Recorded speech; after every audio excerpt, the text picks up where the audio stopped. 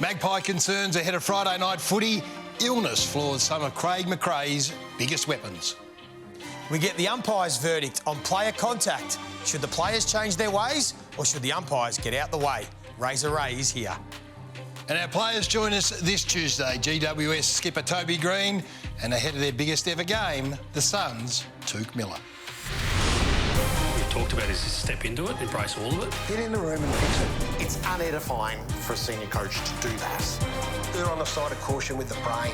Take the man off. They played the best footy I've ever seen at the start of the season. And if you'd said Brisbane lift the cup, I would have said, of course they do. It's the stuff that legends are made of. What is holding the ball? I don't think I could answer it clearly right now. I could do something wrong, you know, and I need to go. And the board sacks me. The fans love it, and with no fans, no 360, right?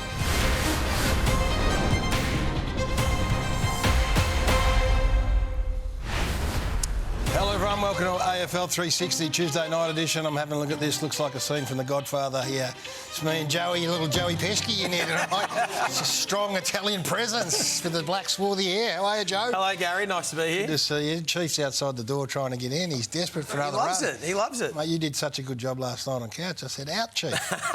Had to send him back to the bed set. Not like that. I just played my role last night, Gaz. I threw a few half volleys for the big boys and they whacked it out of the park. Through just between the arcs, you get a message from Jack? No, I didn't get a message from Jack, actually. That's a good sign. If he did a real terrible job, he would have rang you and said, listen, bad luck. Hey, got a lot to get through tonight. There's a bit of a developing, I don't know if it's a developing story, but we got Toby Greene being locked in, of course, and Josh Dacos was our other man, and he's a late out. So we'll get that at the moment. Ray Chamberlain's in, very topical around the umpires as well. Bit of real or overreaction, so plenty to talk about. Following us, midweek tackle, Lauren Wood, Glenn McFarlane, Scotty Gallen, they're out there. Loza was woofing down a big hamburger, so she'll be ready to go. And then tomorrow, she'll be thrilled that I said that as well. I was just thinking. She'll just be over the moon, I said that. No, it was good to see. Our coaches, our ex-coaches, Johnny Longmire, and I'm in big trouble. Adam Simpson, Simon Goodman's going to join us from training, so we'll go around the grounds, old style, and we'll have the teams for Carlton and Brisbane. Hey, Johnny Longmire and Adam Simpson have had a very interesting week. They're going to be fascinating tomorrow. Seriously, they've spent.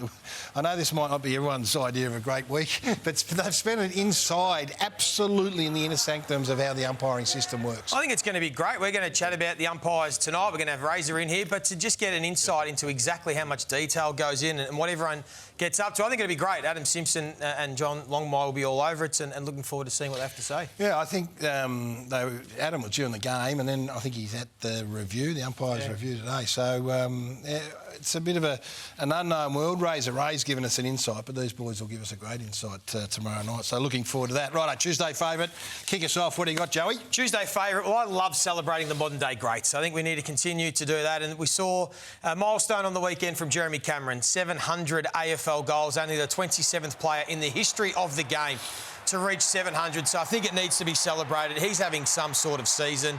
His last 6 or 8 weeks have been phenomenal. So I just love the year that he's having.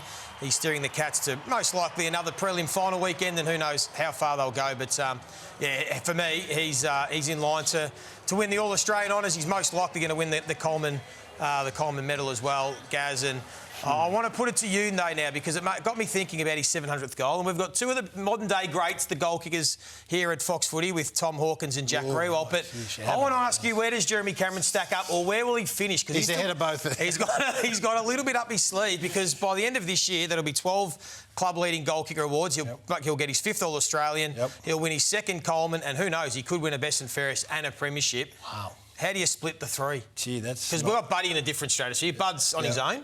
And then you think these are the next couple. It's nigh on impossible. Individually... Who would you want out of those 3 if you were coach and you had one at full forward? You have to pick one of them at full forward. God. I'd take Tom Hawkins. OK. Just to get up Jack's nose. And I'd have Jezza on the flank and Jack can start on the bench. Oh, so Jack will text you. He'd be thrilled with that. Most of the things I've been able to get ticked off from a media point of view over my time in it. I haven't been able to, like you and Kingy and Jared Healy, who named the Orange Tsunami, I haven't been able to get up a catchy name. You haven't got one? You said your best is the Dash Brothers. I like the Dash Brothers, Bailey Smith and Maxie Holmes. Yeah, that's... Orange Tsunami, Jared Healy's one of the all-time greats. I need help with you tonight because I'm launching the Sunburst. Oh, the sunburst. You like it? What are you talking about, the run off half-back, the dash? Thank you, Jed. These knucklehead I cameramen like it. just started laughing for no reason. Look, their run off half-back has been unbelievable. It's a trait that Damien Hardwick's had for a long, long time. But the sunburst, can you go with Look me at on him go. this? Look at the sunburst. Forget the tsunami, let's bring the sunburst. Get the tsunami away. Get the sunburst rolling. Because they got, off half-back, they got Rioli and Noble, of course, do an unbelievable job. Jeffrey as well.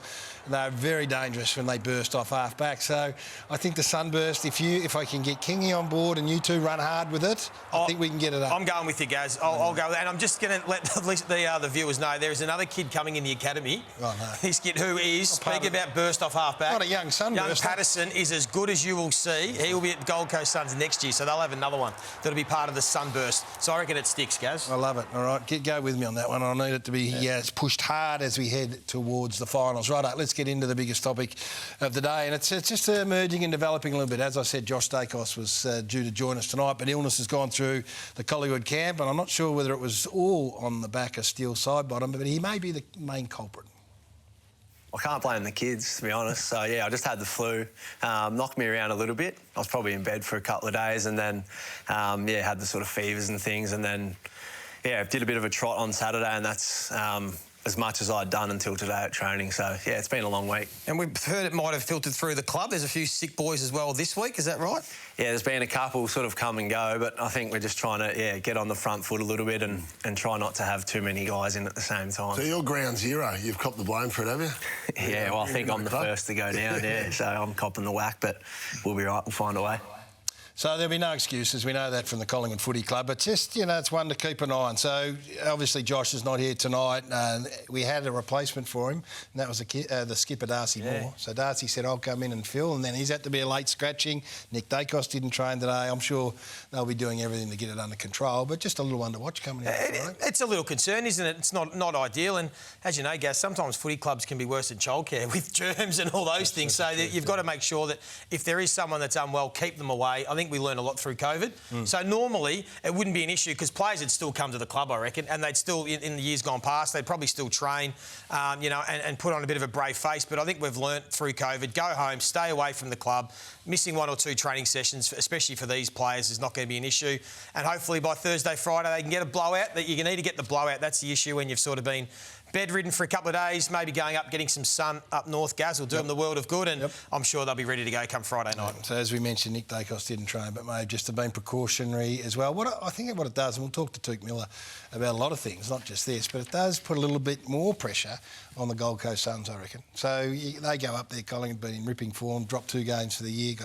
As I said, no excuses from them at all. Craig McRae will go up there with full expectation, but for us, on the periphery, you're looking at the Suns going, righto, it might be 0.5%, might be 1%. But just opportunity, isn't it? It presents as another opportunity for Gold Coast to maybe get a scalp and knock off the Pies that no one's really been able to do. And maybe an excuse in hindsight. I don't think Collingwood will certainly make it an excuse despite whatever the result will be, but there may just be a little in for the Gold Coast, but I still expect the Pies to play and play like they always do. I want to talk to you about the Pies. I'm just so taken with the way they're going about it this year, and they've got lots of things going for them. The fact that they bat so deep at the moment. Just have a look at this bit of vision. And we'll have a look at the time and the score, and that's McStay there. Game over, 3.5 minutes to go, and he's the one putting in the smother on. Now, what he has done, of course, is not been able to experience what a lot of the other players have, and that's we get a premiership medallion. So these are the blokes that would be driving standards. Anyone that starts to and there's no sign that they're sitting on their heels at all. But McStay hasn't got a premiership. Schultz, Houston, Membry, Long, Perryman, Sullivan, Allen. That's a hungry, hungry bunch, Joey. It's amazing considering they only won a flag 2 years ago, but there is 8 players that are desperate to get that medal, and that's why they probably are playing the way they are. And what it does, it drives the rest of the group. So if there is any complacency from some more senior players that have been there, done that, when you've got these guys playing the way they are, train the way they are, drive the standards, it just can't help but lift it. And that's, I think, a big part of why we're seeing their resurgence this year. It's a great thing for Craig McRae to have in his back pocket. So I've given you some work. There's 6 who aren't playing at the moment. So let's have a look at these. Sidebottom obviously coming back from illness. DeGoey has to prove that he can get back. McCreery has demonstrated he's in their best. Bobby Hill's in their best. Lockie Schultz and Billy Frampton. Now there's 6. They're all in their best 23. I've said to you, they're all in. I've written them down, but you go to work. How do you get those 6 in? Show me how you get them into this side. So from the 23 that played last weekend, unfortunately there are 6 that I've got missing out. That is Tom Mitchell. I don't think him and Ned Long can be in the same team with Pendlebury and Sidebottom. I just think the pace will be an issue. Hoskin Elliott's probably the most stiff. He's the one that is sitting there periphery, but I think Markov, Sullivan, as well as he's been going, Parker and young Steele that made his debut, it's pretty handy, the 6 that come in for those 6 that just smashed Carlton on the weekend. That's how I see it. You reckon when you're a great team, you're going to have some unlucky players. Yeah. And maybe Tom Mitchell and Hoskin Elliott are the 2 that are unlucky. That's if all things go well and you've got your best 23 available. As we know, 1 or 2 injuries will still come up before then, and you've got pretty handy players waiting in the wings. That is, again, on the assumption that the recovery for those people will go. De Goey's the one for me. So it's a good thing for Jordan De Goey. He's sitting back now and been talked about as this great wild card up their sleeve, which he is at his best. He's going to have to come back through the VFL. He's going to have to bide his time. He's going to have to prove that he's ready to go, because no one's rolling over. From that group you just showed us then, there's no one just who's in there, fortunately, at the moment. They're in there, they've earned their space, and they are not going to give it up without a fight. So you like that messaging to stay to even though everyone knows De Goey, what he can... You go, no, you're going to have to earn this, Geordie. You're going to have to fight your way into the spot, because possession's 9/10 of the law, and the blokes that have been playing have been doing a hell of a job. And what do you reckon Tom Mitchell's doing at training? So you've got him out. Yeah. You'll get a phone call. Yeah, I know. Sorry, Tom. Sorry. But this is the thing about him. He's as competitive and combative as anyone. So, and then Ned Long, from everything I hear, is as equal. Yeah. Equally so. So they're at each other, just staring them down at training and game day. I think it's a fantastic thing that's unfolding from a Collingwood point of view, and Friday night shapes in a big, big way. Let's go to the injury crisis at the Essendon Footy Club. Remains a big story and continues to be a big story. Some unrest. We had Brad Scott here last night that spoke about it. He shrugged his shoulders and almost laughed, because that was on the back of Jai Corbell. So talk about player unrest, talking about the surface, talking about the strength and conditioning team. So Guelphy spoke today and said that the players need to take a bit of responsibility. I'm someone who's gone through it all, so I think you've got to look at yourself first, not be pointing fingers, but yeah, I think we're on the right track, and they'll look at it at the end of the year and we'll see what comes from it. As it stands, no one's frustrated with the strength and conditioning stuff? Not that I know of. I haven't had those conversations, but as players, I can speak for myself, and I'm happy with what the boys are doing. You've got people falling over and you sit there, you're going, well, I'm playing half a side this week. How do you keep your own sanity? Well, I mean, it's like everything in life. I mean, you've got a choice how you respond to whatever situation you're in.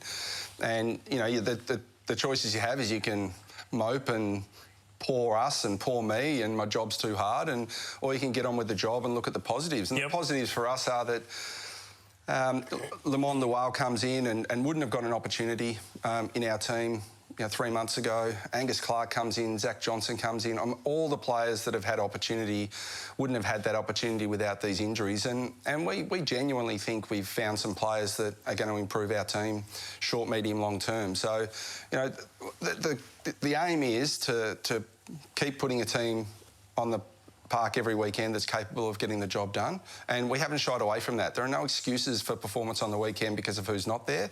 We're still fielding 23 fit players. So again, no excuses. Brad Scott, Reid, Corbell, both surgery out season. Cox season done for the concussion protocols as well. Take us inside the environment of that football club. You talk about Collingwood on the one hand, who've got players climbing over the top of each other to get a game, so you can't rest on your laurels. Essendon's the complete opposite. You're going to play most weeks. Yeah, well, if you look at it from the younger kids' perspective, they get the opportunity. They're looking around going, beautiful. I get to play, I get to show my wares, I get to try and make a case to become a full-time AFL player in the Essendon side and go full-time. But then, on the flip side, the guys that have got these injuries again, there'd be frustration mounting. And there are some that are just unlucky. I mean, Caldwell's ankle, the Draper one, Brian, Harry Jones, you can't do much about them. But there are some players in this team, Gaz, that maybe that's just who they are, because you talk about Zach Reid, it's now 5 years he's going to have played 20 games of footy. Maybe he's just going to continue to break down. You look at Cole Langford, he's played 11 seasons. Only 2 of those seasons he played 20-plus games. Ben Mackay's played 9 seasons. Only twice has he played 20-plus games. And now Darcy Parish, his last 4 years, he's played less than 50 games. So unfortunately, maybe some of these guys, their bodies, this is just who they are. They've been around long enough.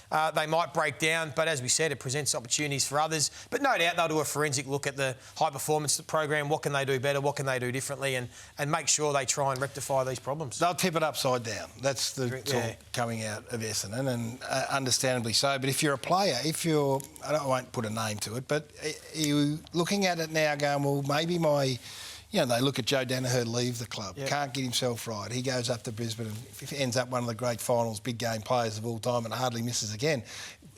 Will that start to seep in? I think it would, yeah. Especially players, I said, some of those names that have just continuously had injuries. Sometimes it's more the mental fresh start. Lincoln McCarthy, I remember, couldn't get on the park at Geelong. Goes up to Brisbane and he's able to play. We've seen it with other players as well. So I think that there is that element of some of the senior players that have been around a while, maybe now considering more just a fresh start to see if a different environment can get the best out of them. Because these guys, the Langford and Parrish and Mackay and some of these older players, time is ticking. They don't have that long left, and it'd be interesting to see what does come of it end of season. Yeah, I think it's a sell for the footy club. You've got to sell yourself back to these players who are looking at you going, well, hang on, why does this keep happening? And I know Guelphy is saying that we've got to take some responsibility, but they would be looking at it going, OK, well, are you doing everything? You have to sell that football club to one player or two or three or four will have to be convincing to say, don't worry, we're going to get on top of this. Otherwise, I wouldn't be surprised if there's, one or two who look elsewhere. And especially when you're trying to attract players to the club as well. The players will be looking at, especially if they have any injury history, they would want to know all about the high-performance staff and the medical team there and what they are doing and are they best practice, which I'm sure they are. The clubs are great, but some clubs just struggle more than others. More on that, I'm sure, on the midweek tackle. The furnace, well, the Inferno's been going now for 3 or 4 weeks. It just needs a little flame and the whole Carlton situation takes off again. We let our club down tonight. Your eye would tell you that last 3 weeks have been deplorable. It was a tense crowd.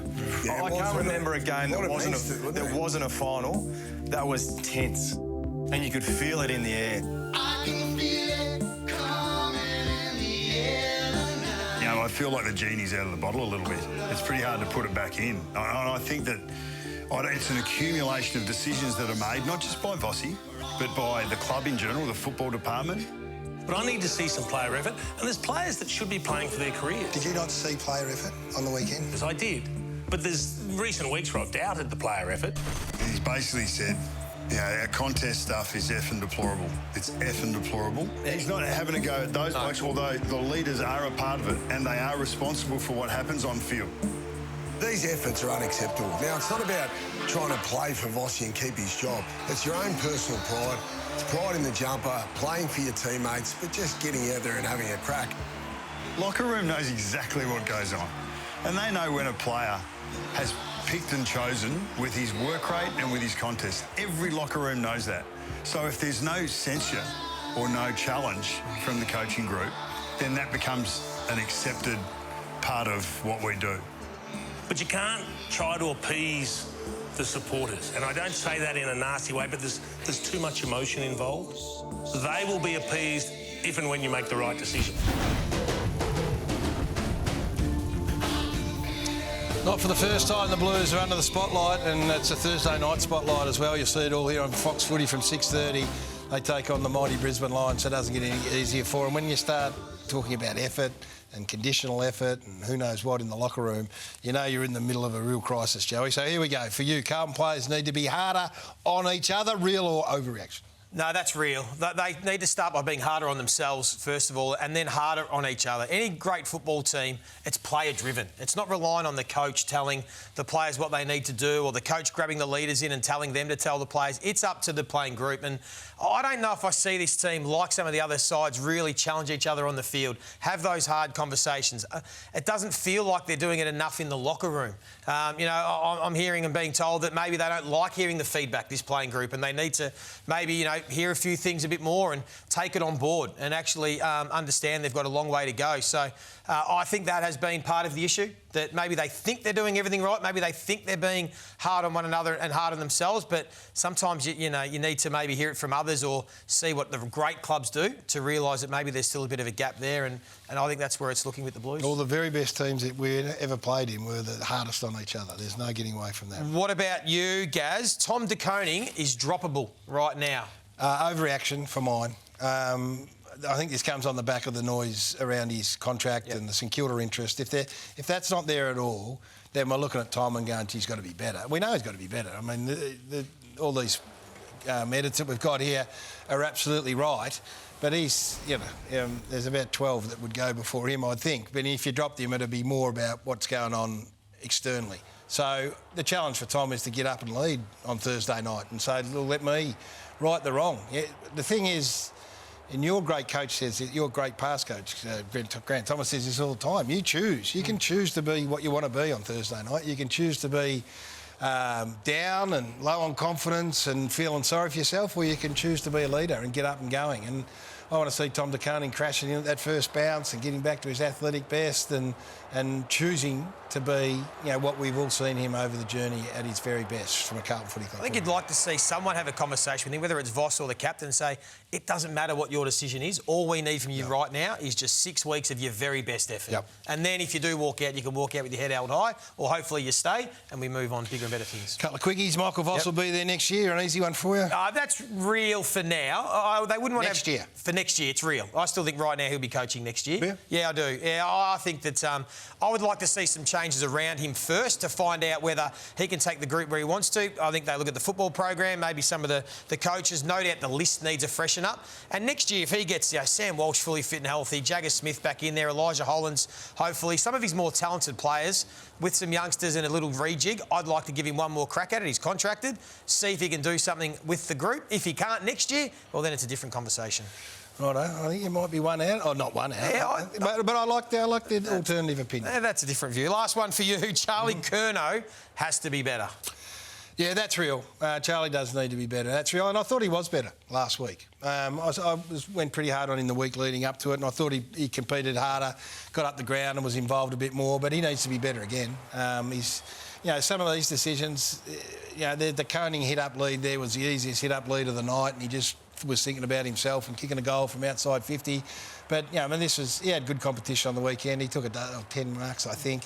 So he needs to be better in a whole heap of different areas. But as I was saying about De Koning, he needs to be that as well.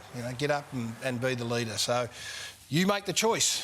Wallow in self-pity or do something about it. And I reckon you've heard that before. Well, let's take a break. Let's get two of the big players on. They're going to be involved in two of the biggest games of the weekend for the GWS Giants and the Gold Coast Suns. The Giants take on the Cats. They like playing against them. And Touk Miller, late in, they take on the Pies in what's going to be the biggest game in their history. So Toby Greene, Touk Miller, up next.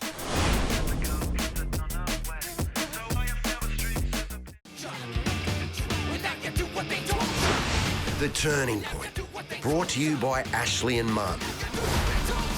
The Ashley Martin Turning Point, three-quarter time, Marvel Stadium. Joey, you're calling this. It's 3 points up the Suns, three-quarter time, looked like an arm wrestle. And then the sunburst just took over. They showed their maturity, Gaz. They lifted in that fourth quarter. Their leaders all stood up. Most of them had pretty quiet first halves, but when it mattered, they delivered. And they're continuing to roll nicely. Another big win away from home. 6 goals to none. The Demolition got the result done. And as we say, they set themselves for one of the biggest games in their history coming up on Friday night. So thanks to Swish, the players' video messaging platform, we've got Toby Greene from the Giants, Touk Miller, who stepped in late. Appreciate it, boys. Great to have you both on tonight. Thanks for having us. Thanks, mate. Toby, we're going to get to you in a moment. You've got the Cats under control, so you've won the last 3. So we'll lead off with Touk. And Friday night, mate, just paint the picture for us. I don't think there's been a bigger game up there in Queensland, apart from a Gold Coast Suns point of view, than this one. Yeah, definitely.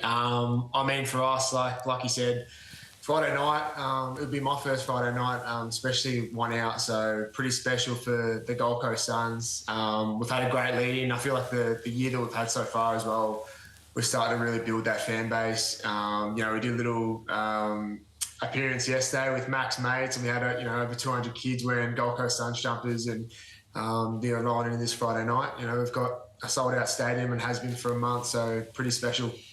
Yeah, they're expecting record crowds too. It's going to be must-watch. But talk about that last quarter, a sign of maturity. You've spent a lot of time at this football club trying to build a strong culture, and it feels like now, and I want to get your take on the culture of the footy club. Are you satisfied now where it's at? I mean, you've got the boys re-signing, but the way the team's playing, the way you're progressing, you feel like all the work that you and a couple of those older boys have done for a long time is now coming to fruition? Yeah, look, I think you're never going to be satisfied as to where you're at as a club. You're always striving for more, but I think for us, we have started to build something that not only can we feel inside the four walls, but externally people are starting to see. So, I feel like we're starting to build an identity as a club, and that comes with really good culture. And like you said, boys have been signing, boys want to play for this team. They want to see success at this club. And, I've all people, been here for quite some time, probably an exception, want to see heaps of success for us as well. So, I think that our culture is really strong and has been for quite some time. And I feel like that we're building a really strong brand of football that stacks up and hopefully stacks up in finals footy. There was a Noah Anderson goal in that last quarter where he grabbed the jumper and just gave it a good tug, and that to me looked like not the birth of this footy club, because you've been thereabouts for a while, but when you saw this sort of thing, it just seemed that there was a connection to the actual club and the jumper itself. And when your leader's doing this sort of stuff, I reckon it speaks volume. So the Friday night set up against the benchmark in the competition gives you an opportunity to really put yourself on the map here. Yeah, absolutely. Collingwood's been playing really strong football, and the way that they play is not too dissimilar to the way that we play as well. And I think with leaders like Noah, myself, and Rowley and Big Witsy, I think we've got the right team to put on a really good show on Friday night. I have a lot of trust in what we're doing. I feel like we're starting to show what we're capable of, and it's going to be a great test for us on Friday night. And Toby, Giants, you've had that culture. You're trying to play finals again. You've been finalists for a long time now. Massive game against the Cats this week. Are you one that looks at the ladder and tries to work out how many wins you need and those sorts of things, or are you just taking it the old cliche, game at a time, and just worry about the Cats? No, I'll start looking at it in a couple of weeks, but I know how important this weekend is against the Cats, and we got some huge games coming up over the next month that'll determine whether or not we're playing in September. So, yeah, well aware that these games mean a lot more now than perhaps 6 or 8 weeks ago. And what is it with the Cats? You've beaten them the last 3 times. What can you sort of put your finger on and say that this is what we think is the advantage that we have over Geelong? Because not many do. Well, we've only beaten them by a kick every time, so there's been there's also a bit of luck in it as well. But I think they've been really good, sort of hard-fought battles, high-pressure games. I think the last game was reasonably high-scoring, but, pressure around whoever wins that midfield battle gives themselves a good chance. So I dare say it'll be pretty similar on Saturday. Tell us about Lachie Whitfield, game number 250. Only 2 have gone before him. First-round draft pick, being one of the great success stories, I reckon. Yeah, he's a great man, and everyone's probably knows him for his skills and how crafty he is around that half-back area, but he's one of the toughest and most courageous blokes I've ever played with. Love going out for him. You know what you're going to get every week, and he's been one of the guys that's really built this footy club over a long period of time. He's the best kick in football, is he? Yeah, he's right up there. He sees things that other people don't see, that's for sure, and he really helps us set us up. Let's get into the umpire contact situation. Both you boys have been close enough to this over the journey. The Matty Rowell situation, Touk, I don't know whether you spoke to him, whether you've been spoken to by the coach, the club. What did you make of it all? Look, it's probably a pretty good talking point. I've been involved in a few over the years, and even at the start of the year I had a similar one to Rowley where, I was in behind in the CB, and I think I was using Kelly as a screen, and then we both got fined. Look, it's a bit of a tough one. Rowley's one I think was a little bit unfortunate. It's just one of those things, like the umpire is always going to be in a bit of an awkward position trying to, obviously do a centre bounce or a ball up. I don't know. It's a hard one to kind of put your finger on what the best solution is. I think that, it's a contact sport. Are you going to get hit? Probably. Do people use it to their advantage? I reckon they kind of do as well. So, I don't really know what the ultimate solution is, but yeah, I dare say that something will come up in the next probably few weeks as to what it looks like. So yeah, it's a bit of a tough one. And Toby, you've been in this situation. I think you've been with Rao in one of these incidents. You don't want to get any more fines now, mate. You're married with kids. You've got to stop getting fined. Will you change your behaviour? Will you look at doing things differently, or do you think the players will just continue to do what they've been doing? Yeah, I didn't go into centre bounce last week because of it, mate, so I did change. It is bloody hard for the midfielders that are in there every centre bounce, and especially the ones who, probably getting a bit of attention. But I heard Danger speaking the other day and talking about I like the bounce of the footy for maybe the first bounce of the game, but then after that, throwing it up, and it helps the umpires sort of get out a bit quicker because it's a bit of a vulnerable position for them. So I don't know, it's something we'll probably look at after the season, I reckon, because I think there's been a fair few this year.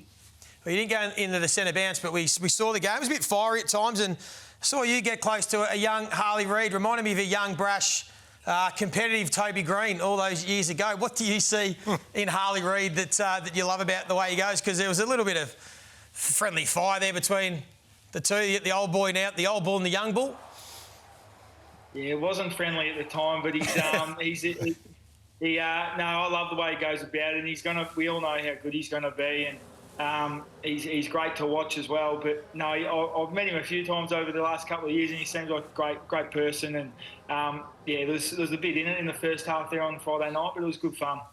What about the end of the game when Finn Callahan just decides to stay out and sign autographs and misses the team song completely? That surely falls under the captain's responsibility. Mate, we didn't even realise he wasn't there. I didn't know about it till after the game. It's happened before with a couple of first and second gamers, but Finn probably should know that you're probably due to get in when no one else is left on the field, but that's all right, he'll learn. Finn would be a bit flat. You've forgotten about your best player not being in there for the song. He was best on ground. Hey, Touk, I just see you two boys on the screen and think about you're both great Victorian boys, played Vic Metro together. There's a lot of talk about State of Origin. We've got the NRL State of Origin tomorrow night. I want to get your take on, would you love to play State of Origin and the players feel for State of Origin if it came back next year? Yeah, I mean, I absolutely would. I feel like whether it gets to the same heights as the State of Origin for NRL, it's hard to know, but I can definitely say that I'd love to represent my state, and I feel like it gives another opportunity for people to see the best players running around and competing against each other. So yeah, I'd love nothing more to see an Origin unfold in the next couple of years. So be awesome. Toby, I reckon you played in one of them. Did you play in one of those State Vic games years ago? You did, didn't you? With the bushfire game, would you like to see it back? Would you be keen to play, and you think the players would want to do it? Yeah, I think I'd love to, and I think every player would pretty much say yes. We're probably the opposite to those boys, where they get exposed to a lot of sort of international and rep footy, whereas we don't get anything. So I know, I reckon pretty much every player that gets picked would say yes. So I'd love to see it. Back to this game Friday night, Touk. The midfield battle's going to be pivotal. You've been in and out a bit. You've become a really good, reliable goal kicker. So the Dacos and Pendlebury matchups are always interesting. How do you see it unfolding? Is it a test for Rao, Anderson, yourself and Flanders and Humphrey against the best that's going around? Yeah, absolutely. I mean, like you said, they've got a couple of players who obviously pretty seasoned, and Dacos is a very special player. I feel like that our midfield, or most midfields, they get tested every week. Most teams are normally pretty stacked through there. So I think for us, it's just about doing the fundamentals better than them. I think that they play a really good brand of football. They compete really hard. They put high pressure on. I think it's just who's going to be able to absorb that the best on the night. So I think our players are up for it. I know we've got the right cattle and the right temperament, so I'm looking forward to what we produce on the Friday night. And Toby, back to the Cats. We saw that Jeremy Cameron was at your 250th a few weeks ago. We mentioned off the top he kicked his 700th career goal. How are you going to stop him? He's in some pretty good form. Jezzy, you got something planned for him? Yeah, we've got plenty planned for him. He's in some rare touch at the moment, but a few of the boys, I'm sure Bucks and Connor Iden will have one of those jobs, and yeah, he's probably the hardest player to stop in the comp at the moment. So, but we hopefully can help him ahead of the ball. Jesse Hogan back. Jack Buckley is going to be critical.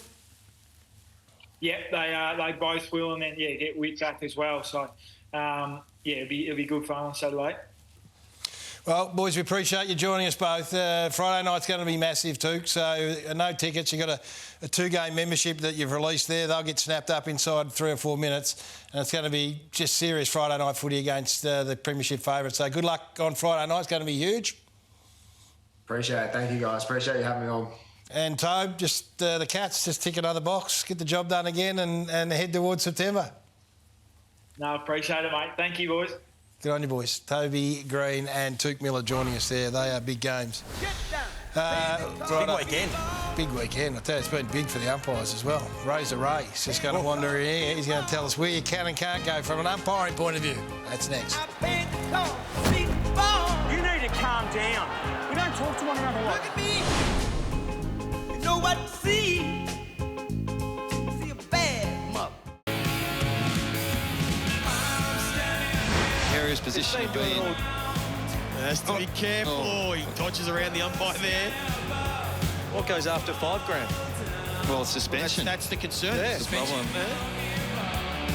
Did you modify your game style at all? Because it did look like at centre bounce you were still lining up reasonably close to the umpire, and you did have a couple of close calls. Yeah, no, I haven't changed anything. Did Dimmer talk to you about it and modifying it at all, or are you just going to keep doing you? Yeah, no, I just kept doing me. She's the best in the business, Sarah Jones. She had to work hard with Matty Rowell. 389 games, superstar, 6 grand finals. That's what he told me. He said, that's the introduction I'd like, mate. And I said, OK, here we go.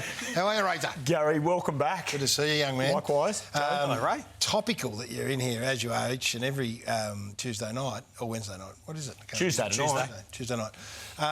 So last week I was away, but the CEOs had their meeting, and out of it they sent a memo to the clubs for umpire contact, which all of a sudden has become the big talking point in the competition. Was it right that they do it? Was it a concern of yours? Yeah, well, for 15 years this dialogue's been taking place between the umpiring fraternity, the AFL, and then, by extension, the playing group. And I think probably it's been trickling along, and we've been seeing an increased level of incidents. We've almost doubled this year what we were last year. We're on track for 100 avoidable umpire contact moments in game. And the serious nature of those contacts has been increasing, and so something had to give, Gary. So people might roll their eyes, but really this is a workplace OH&S issue, isn't it? I mean, umpires aren't playing the game of AFL. They're trying to do their job, and if they're finishing up getting hurt, that's the reason why they're trying to implement this for the umpires, aren't they? Yeah, and Joe, you're spot on. So, like, if we all agree that concussion is a serious injury, it's a brain injury. We've had, in the last 12 months, 4 umpires suffer concussion and 1 umpire have a broken arm as a result of this sort of stuff. And so I think we can all agree that we don't want anyone suffering from a concussion. OK, so there's a list of players that have got 4, 3, 2 strikes, if you like, from an umpiring point of view. And one of those is Matthew Rowell, who becomes the high-profile flag, the torchbearer for this, if you like. And then he goes out and plays on the weekend in a manner that Joey just described as he called it beautifully. So watching that, I don't know if you're watching it live, but you've since seen it, what were your thoughts? I did watch it live. I was doing radio at the game, and I was taking great notice. I also wanted to see what his oppo was doing, you know, in terms of Setterfield's role and how the umpires were handling that. Because I think, not for umpire contact, but for more broadly, I think umpires can do more for the ball winner, particularly in and around stoppage, where they're being held, etc. I don't think anyone wants Matt Rowell to change who he is as a person and how he plays. He's an incredible player. No. But I think what we do want to see from everybody is buy-in and collaboration, Gary, to avoid avoidable contact. So do you think he didn't buy in on the weekend? Well, he didn't make any contact. He's still setting up behind the umpire, but I know that Matt's aware of what his responsibilities are. So he's just playing a dangerous game? He is, and ultimately he gets to make that choice. I think for the betterment of everybody out there, it'd be wonderful if he gave another metre, let the umpire get out of the road so that he can get on and play the game. Yeah. Do you think the way that centre bounces now, the ruckmen are competing in centre bounce, where they're no longer running and jumping and they're basically standing next to each other and wrestling, you now know 9 times out of 10 that ball is falling at their chest where Matt Rowell wants to be, but that is also where the umpire is backing out. Do you think that is something that the AFL, as for a bigger picture, need to look at? I think it's an unconscious or an unintended response to the change in what they can and can't do at centre bounce. So rather than the big jumpers, you've got the big strong boppers in there wrestling in the middle and tapping to their face at their toes there. So there's an increased incidence, I would suspect, of the ball at the front there, which is exactly where those guys are trying to get their head in first. Jack McRae, you mentioned in the ad break, he's had 4, all of them this year at St Kilda. So I think my understanding is that at least 3 of those have occurred in 1 year. And so what that does, I mean, could it be just a little bit unlucky, or is it more to do with structure and coaching at stoppage from one club to the next? What happens to an umpire when you've been involved? We're going to show one here, and a heavy one. What happens to your psyche? Yeah, so, I mean, I had 4 teeth whacked into the back of my head in a game in the VFL, but that one there from Troy Cook, I still feel that today when it gets cold, Garry. He's a big... he was tough. He was strong. There's a lot of him. Can we see that again? Hopefully we can show that again. So did he come off the wing? You're still picking yourself up here in the middle. Yeah, so centre bounce, round 22, you didn't see me from 25 metres away, which is which is interesting. But yeah, look, you just undertake your role, but you are mindful. Like, you can't see behind you. So I think the really important thing for our umpires to do at centre bounce is execute the skill and make sure you go out straight. Yep. Then you've done your bit. Right. What about the other way around? What about the umpire's duty of care to look out for the players? Yeah, and that's a massive role. So I said at the start, it's a safety issue and it's a collaboration between the players and the umpires, you know. And so I think predominantly around the ground, we'll see some vision shortly, and we'll see some opportunities where I think umpiring can evolve and adapt to do their part. Before we get to that vision, Gaz, you were all over this over 10 years ago. 2015, you were ruthless on the umpires because there was an article that you wrote talking about that maybe Ray Chamberlain should be fined. You wanted the umpire fine for running into Trent Jamont. So we'll take a look at the vision in a moment. So, yeah, ruthless. That Benny Waterworth wrote that. He must have... I was quoting you, sorry. He was quoting you. But talk us through this incident, Ray, and did anything come of it from your perspective? Do the umpires get sanctioned internally or anything like that for contact?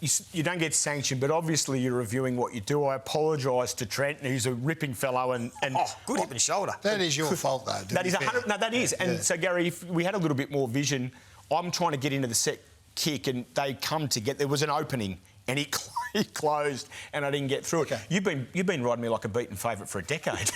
True. OK, so which gets to the point where the solution in terms of umpire positioning. Joe and I have never done it, so we've got no idea. Brad Scott's spoken about it passionately over the last 3 days about his want to have them outside the corridor. You've had a look. Help us out. Educate us at home. So the context is this, OK? 360-degree game, 180 metres in length. 36 players on the field, 10 officials, there's trainers, there's photographers, the interchange areas like Flinders Street on a Friday. So that's the environment that we're operating within. And so what umpiring has been doing for over the last 15 years is amending position in accordance with what's happening with ball movement to try and get themselves out of the road. We'll see some vision come up here, and it's not best practice, but I want to show 2 examples. One where they do a great job, where the umpires, you'll see them actually get outside of play. So the umpires will do that, be doing it for 15 years. And then there'll be a situation where we'll freeze it shortly and the umpires don't do enough, in my opinion. This is to highlight where that's where the kicker is. You need an umpire there, and you need an umpire where the catcher is to effectively umpire. So the ball transitions in 4 seconds down the field there, and it's gone 110 metres. You'll see umpire at the bottom of screen outside play. But, of course, the ball gets transitioned. So he's got to go across to the other side of the ground, and now he's actually inside play. But once the kick takes place, he will do his best to get outside play again and avoid blocking up the areas. What about the one in the middle? Yep, so that's a really interesting exit kick there. So when it's a fast play, Garry, they'll try and... there's an opportunity to hit the 45, and so your umpire, it's incumbent upon them to look around. But when it's a slow play, they generally go up the line or loop around backwards and across the other side. This example here, the ball will go inside 50 and then it's going to bounce back out. and I want to take that opportunity to have a look at our two mid-zone umpires and where I think there's an opportunity for umpiring.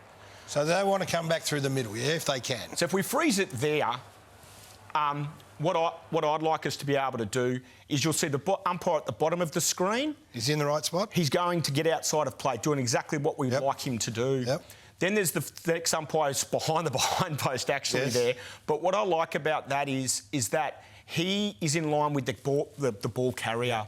So if he's not in the kicking lane. He's not going to be in the 45 if they try to go fast and aggressive. So that's safe there.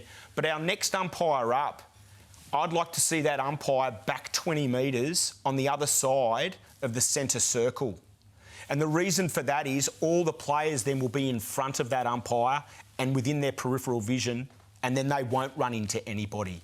And what happens, Joe, is that umpire actually has nothing to do unless it's a long dump kick up the line. Yep. And he has time in that circumstance to run into position. If he needs to. And he's got everyone in front of him. So that, for me, in terms of corridor activation of umpiring, is an opportunity for improvement for our umpires. And so that would appease the Brad Scotts who are saying, get out of there. That's the area we want to go to.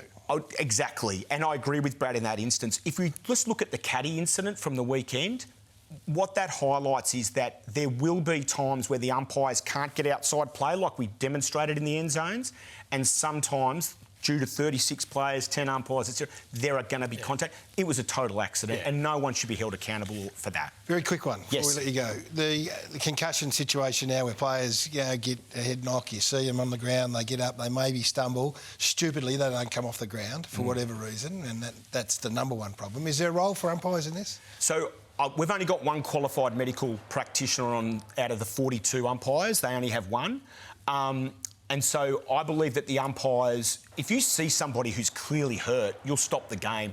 The number one rule for umpires is to ensure the game is played in a fair and safe manner.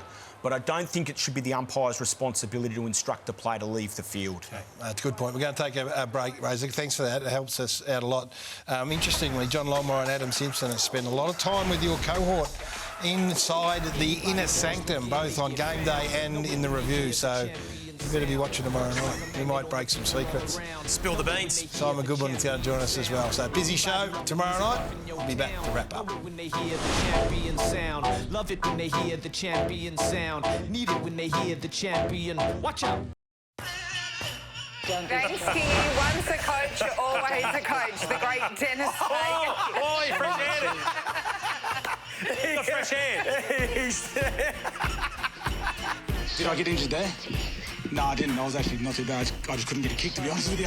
But somehow I had a John Longmire poster on my wall. I didn't barrack for North, barrack for Carlton, but I don't know why. I think they gave him away for free at the newsagent. Just going to lighten things up, Jason. Oh, you're not. I am. Now, what do you... I'll tell you what I think. I wouldn't have come in if I knew you were going to do that. And let me tell you, Kenny's doing it a hell of a lot better than you did it, Gaz. And then to be able to execute and impact, on the biggest day in footy is something I think about every 5 minutes. First year I was there, a little under the ribcage punch. And I think he kicked 7 that day when I started. And 20 metres off, he went back and kicked it. How many times? Well, 5 on the way here. Now, I've never seen you two more excited to have a cross with the boundary than this man. So please, let us bring in the triple premiership star. Take it away, boys.